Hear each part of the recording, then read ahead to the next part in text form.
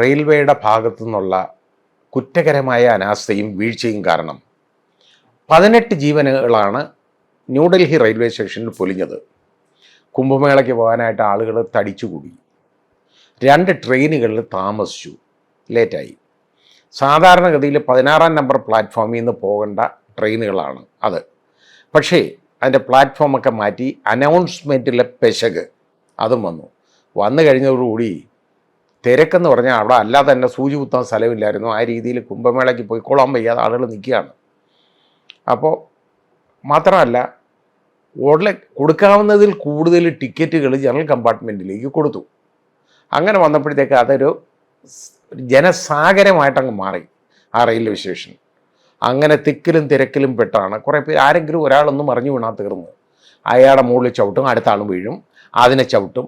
അങ്ങനെ അത്രത്തോളം ചവിട്ടൊക്കെ ഏറ്റാണ് ഈ 18 പേര് കൊല്ലപ്പെട്ടത്. യഥാർത്ഥത്തിൽ അത് റെയിൽവേയുടെ അനാസ്ഥ തന്നെയാണ്. ഇതിനുള്ള അറേഞ്ച്മെൻ്റ് ഉണ്ടാക്കണം, ഇല്ലാതെ അവർ ചെയ്യാൻ പാടില്ല. ആ ആവശ്യം, അതായത് അവിടെ കണ്ടെയ്ൻ ചെയ്യാവുന്ന ഇതിൽ കൂടുതൽ ആളുകൾക്ക് ഒരിക്കലും ടിക്കറ്റ് കൊടുക്കരുത്. അല്ലെങ്കിൽ അവിടെ കയറ്റി വിടുമ്പോൾ ഇത് നോക്കണം, പരിശോധിക്കണം. ടിക്കറ്റ് ഇല്ലാതെയും ആളുകൾ ഇഷ്ടം പോലെ വരും. അതൊന്നും പരിശോധിക്കാനൊന്നും പറ്റത്തില്ല. കുത്തി നിറച്ച് ജനറൽ കമ്പാർട്ട്മെൻറ്റിൽ കൊണ്ടുവന്ന ആളുകളെടുത്ത് ടിക്കറ്റ് വാങ്ങിക്കാൻ ചെന്ന് കഴിഞ്ഞാൽ അടിയുള്ളൂ ചോദിക്കാൻ ചെന്നാൽ. അപ്പം വലിയ പ്രശ്നമുണ്ട്. അങ്ങനെ ആ ബുദ്ധിമുട്ടുകളെല്ലാം ഉണ്ടായി. ഇതിനൊക്കെ ഒരു പരിഹാരം വേണം.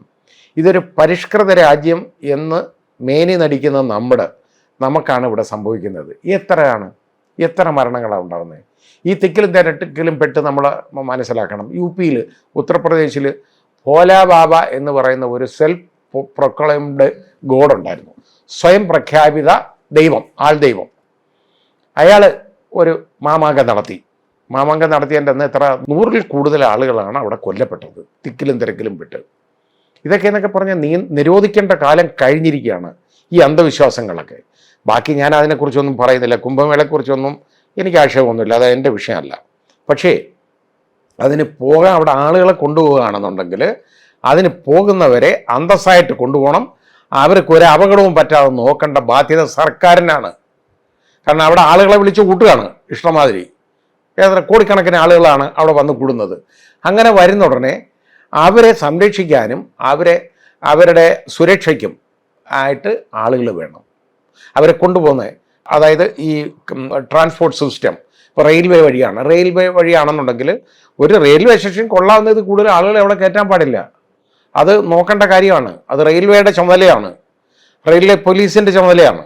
അത് അവർ വീഴ്ച കൂടാതെ ചെയ്യണം. ഇതുപോലെ എത്ര മരണങ്ങളാണ് വൈഷ്ണവ ദേവി അവിടെയും ജമ്മു കാശ്മീരിൽ ഇങ്ങനെയൊക്കെ ഉള്ളിടത്തൊക്കെ ഇതേപോലുള്ള കാര്യങ്ങളൊക്കെ നടക്കുന്ന ഉടനെ എത്രയോ മരണങ്ങളാണ് തിക്കിലും തിരക്കിലും പെട്ട് നടക്കുന്നത്. വേറെ ഒരുപാട് സംഭവങ്ങളുണ്ടായിട്ടുണ്ട് ഇതുമായിട്ട് ബന്ധപ്പെട്ട് ഇതുപോലെ. പക്ഷെ അത് ഒന്നും പഠിക്കുന്നില്ലല്ലോ നമ്മൾ. ഇത്രയും ആളുകൾ മരിക്കാനും കൊല്ലപ്പെടാനിടയായി.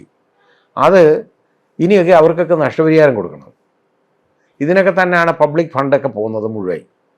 ഇതുപോലെ ആളുകളെ വിളിച്ചു കൂട്ടുക, ഒക്കാത്ത വിധത്തിൽ ആളുകളെ വിളിച്ച് കയറ്റുക, അവിടെ ചെല്ലാൻ വേണ്ടി എവിടെ നിന്നൊക്കെ എന്തൊക്കെ അപകടങ്ങളുണ്ടാകുന്നു. അവിടെ തിക്കിലും തിരക്കിലും പെട്ട് എത്ര പേരാ മരിച്ചേ. ഇതുപോലെ ഞാൻ പറഞ്ഞില്ല, ഇതുപോലുള്ള കാര്യങ്ങൾ ഇവിടെ ഇതിനകത്ത് പ്രശ്നം എന്താണെന്നറിയാം. റെയിൽവേ മന്ത്രി ആദ്യം ഇതൊന്ന് ഒതുക്കി തീർക്കാനങ്ങ് ശ്രമിച്ചു.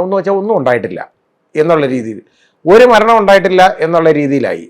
അവസാനം നമ്മുടെ ബഹുമാന്യനായ പ്രധാനമന്ത്രി ദുഃഖം പ്രകടിപ്പിച്ചു മരണത്തിൽ.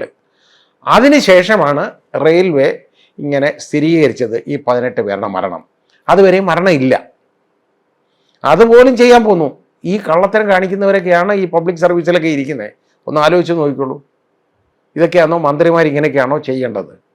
ഏതായാലും പ്രധാനമന്ത്രി വിചാരിച്ചതുകൊണ്ട് ഇത് ജനങ്ങളെ പുറത്തറിഞ്ഞു. ഇല്ലെങ്കിൽ ഇതും അറിയത്തില്ല. അങ്ങനെ പോയനെ. പാഠം പഠിക്കണം.